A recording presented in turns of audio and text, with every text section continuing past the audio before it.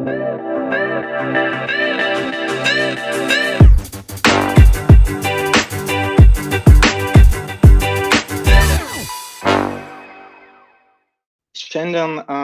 norėčiau šiek tiek pašnekėti apie dirbtinį intelektą.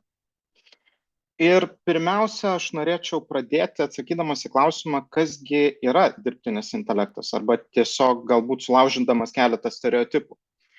Vyresni žmonės, kai kalbame apie dirbtinį intelektą, įsivaizduoja kažką panašaus, ką matė Terminatoriaus filmuose ar Matricos filmuose.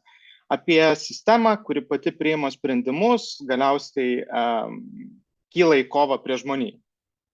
Jaunesni apie dirbtinį intelektą galvoja kaip apie ChatGPT ar Midjourney programėlės. Tai reiškia, kad dirbtinis intelektas yra kaip įrankis gauti atsakymus į klausimus, kurie iškyla, ar generuoti tam tikrus paveiksliukus, ar galbūt muziką pasinaudojant įrankiais. Tačiau visgi dirbtinis intelektas yra kiek plačiau. Dirbtinis intelektas leidžia mašinoms mąstyti panašiai, kaip tai daro žmonės. Tuo pačiu, dirbtinis intelektas geba apdoroti milžiniškus informacijos kiekius, tokius, kokių žmogus pats niekaip negalėtų apdoroti. Ir kaip prieš tai jau kalbėjo prezentacijai, visgi dirbtinis intelektas yra tiesiog matematika. Matematika, kuri iš duomenų sugeba mums pateikti atsakymą, kurio mums reikia. Viena iš pirmų istorijų apie dirbtinį intelektą prekyboje, kurią girdėjau, buvo apie Target prekybos centrą ir jo naudojamus modelius, kurie atpažįsta, kai šeima laukiasi pagausėjimo. Šie modeliai yra naudingi todėl, kad leidžia prekybos centrui iš anksto pradėti siųsti reklamas besilaukiančiom šeimoms. Na ir taip tarsi būti pirmaisiais, kurie pasiūlo nuolaidas lovytėms, rūboms ar dar kitoms prekiams. Bet ši istorija internete išplito ne dėl dirbtinio intelekto modelio panaudojimo. Ši istorija išplito dėl šiek tiek anekdotinės situacijos, kuris skamba taip. Vyras Minesotoje nueina į Target prekybos centrą ir tiesiog pradeda reikalauti susitikti su parduotuvės vadovu. Parduotuvės vadovas ateina pasikalbėti, kokios problemos, ir žmogus laiko sukniaužęs kumštyje kuponus, kuriuos gavo jo paauglė dukra su nuolaidom rūbeliams ir lovytėm. Vyras yra pasipiktinęs. Kodėl prekybos centras jo paaugliai dukrai siunčia tokius pasiūlymus? Ką prekybos centras nori tuo pasakyti? Ar jis skatina dar mokyklą belankančius paauglius susilaukti vaikų? Parduotuvės vadovas atsiprašo, žmogus išeina, bet po kelių dienų parduotuvės vadovas nusprendžia dar kartą paskambinti žmogui ir jo atsiprašyti. Tačiau atsiprašymo sulaukė jis pats. Pasirodo, kad jo paauglė dukra prisipažino, kad visgi laukėsi ir tie kuponai buvo tikslingai nusiųsti jai.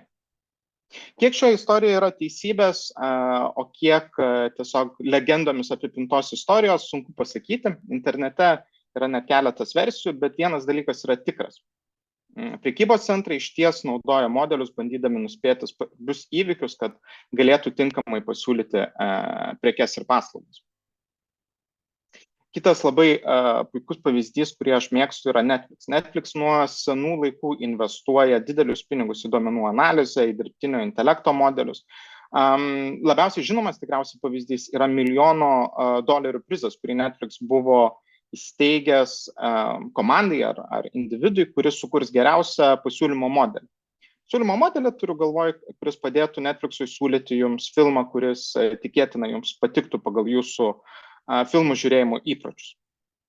Tačiau Netflix ne tik naudoja tokius algoritmus filmų pasiūlymui, jis taipogi naudoja duomenų analizę, kad kurtų filmus.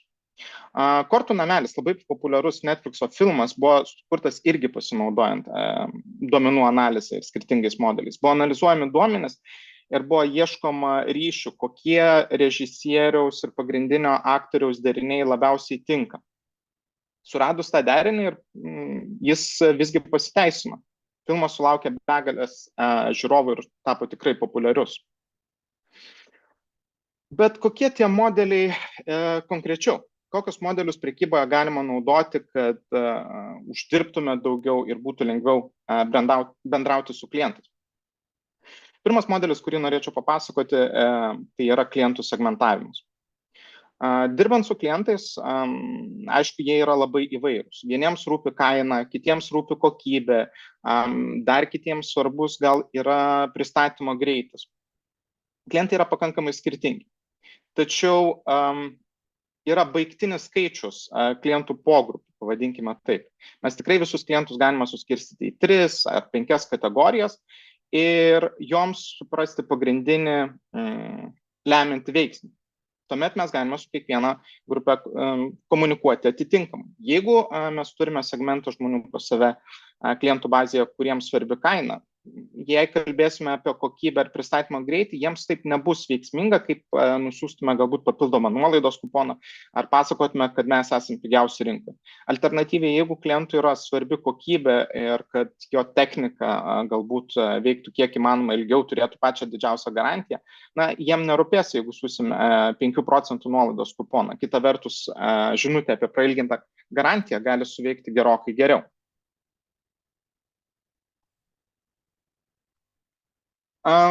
Rekomendavimo sistemos yra labai veiksmingas įrankis. Minėjau jau Netflixą, yra dar viena, šiek tiek, angliškas pasakymas yra urban legend, apie, sakykime, nealkoholinį alų ir sauskelnes. Istorija skamba daugmaž taip. 1992 metais prekybos centras atliko analizę duomenų ir nustatė, kad penktadieniais labai dažnai prekių krepšelyje 2 kartu einančios prekės yra sauskelnės ir nealkoholinis alus. Atitinkamai pamatę šią analizę, jie tuomet šiek tiek arčiau šias 2 prekes padėjo lentynose, tarp eilių greta ir pamatė abiejų prekių tiesiog išaugimą pardavimuose. Prasmė, kodėl taip, yra, kad jauni tėvai užsukę į parduotuvę, visgi nedidelis vaikas, tikrai į barą su draugais susitikti neis, tačiau niekas netrukdo jiems šalia sauskelnių pirkimo dar prisigriebti porą butelių alaus. Vėlgi, ši istorija yra apaugusi daugybę legendų, yra daugybė versijų, iš ties yra žinoma, kad toks tyrimas buvo darytas, bet dėl to, ar tai įtakojo įmonės perkelti eiles ir perkelti šios 2 produktus, tikslių rezultatų bent jau neteko girdėti. Tačiau tai yra puikus pavyzdys, kaip modeliai gali atrasti tokius derinius, kurių mes patys nepagalvotume. Taip, mums yra akivaizdu, jeigu žmogus perka dulkių siurblį, galbūt maišeliai dulkių siurbliui yra puikiai prekė, kurią galima rekomenduoti. Tačiau tikrai ne kiekvienas pagalvotų, kad jeigu žmogus perka nealkoholinį alų, kad galbūt ir sauskelnės būtų tinkamas derinys prie to. Churn modeliai, arba lietuviškai tai vadinama pasitraukimo prognozavimo modeliais. Šie modeliai yra populiarūs tarp įmonių, kurios teikia mėnesinės paslaugas. Tai būtų sporto klubai, telekomunikacijos, VPN paslaugų teikėjai. Šie modeliai leidžia nuspėti, kad klientas tikėtina kitą mėnesį visgi nebepratęs sutarties ir nuspręs išeiti galbūt pas konkurentus ar tiesiog nustos sportuoti išvis. Kodėl jie yra naudingi? Todėl, kad jie leidžia proaktyviai tuomet kontaktuoti su klientu, kuriam modelis rodo, kad yra didelė tikimybė išeiti. Galbūt nusiųsti nuolaidos kodą kitam mėnesiu, galbūt tiesiog užtektų priminti apie visas naudas, kurias teikia įmonė.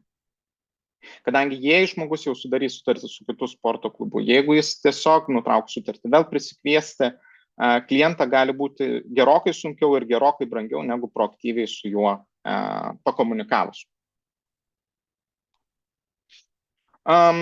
Pokalbių robotai tikrai yra ant bangos šiuo metu, daugelis įmonių jas naudoja ir aš kalbu ne tik apie privačias įmonės, kurios dažniausiai rodo kelią išmaniuose dalykuose. Jeigu jums kilo problemų su Ryanair skrydžiu paskutiniu metu, tikėtina, kad pirmiausia bendravote su pokalbių robotu, kuris bandė jums padėti ir rasti atsakymą jums rūpimą klausimą. Jei jis tada turėjote problemų su elektra ir prisijungėte prie ESO puslapio, vėlgi pokalbių robotas siūlo savo paslaugas. Šie robotai yra naudingi iš abiejų pusių, tiek iš įmonės, tiek iš kliento. Iš įmonės pusės taupamas laikas kontaktų centro, taupami kaštai, kadangi mažiau pokalbių reikia priimti gyviems konsultantams, galbūt užtenka tuomet mažiau jų. Iš pačio kliento pusės tai yra irgi naudinga. Jei kontaktų centre šiuo metu eilės, robotas iškart jūs priims ir bandys suteikti jums atsakymą. Jei šiuo metu yra naktis ir turi rūpimą klausimą, tikrai ne visi kontaktų centrai veikia netgi didelių įmonių. Pokalbių robotai veikia 24 valandas per parą, 7 dienas per savaitę, tad visada galite jį kreiptis ir tikėtina, kad sulauksite tinkamo atsakymo į savo klausimą, nelaukiant eilėje, kol konsultantas galės su jumis bendrauti. Iš kitos pusės, pokalbių robotai yra labiau reaktyvi priemonė. Klientui jau kilo problema, tačiau dirbtinio intelekto modeliai gali būti naudojami ir svarbiausios informacijos išryškinimui, kai klientui nėra problemos, kai jis dar galbūt tik renkasi prekę. Aš pats domiuosi kompiuteriais, pakankamai gerai suprantu, pavadinkim taip, žargoną kompiuterinės technikos, ką reiškia vienoks ar kitoks procesoriaus modelis, tačiau vyresniems žmonėms tai gali būti tikrai sunkus dalykas. Procesoriaus kodas i5-13700 tikrai nedaugam ką pasako apie šį procesorių. Kita vertus, dirbtinio intelekto modeliai jau kitose internetinėse parduotuvėse teikia informaciją apsistemti, ar tas procesorius greitas ar ne, ar darbinės atminties kiekis pakankamas ar ne, netgi kainos vertinimai. Ir nors kompiuterinę techniką galbūt suprantu neblogai, tačiau turėjau visai neseniai situaciją, kai reikėjo išsirinkti kondicionierių. Ir kondicionieriaus jau yra šiek tiek komplikuočiau, tikrai išmanyti visus parametrus yra komplikuota. ChatGPT puikiai padeda, išryškina svarbiausius pliusus, minusus.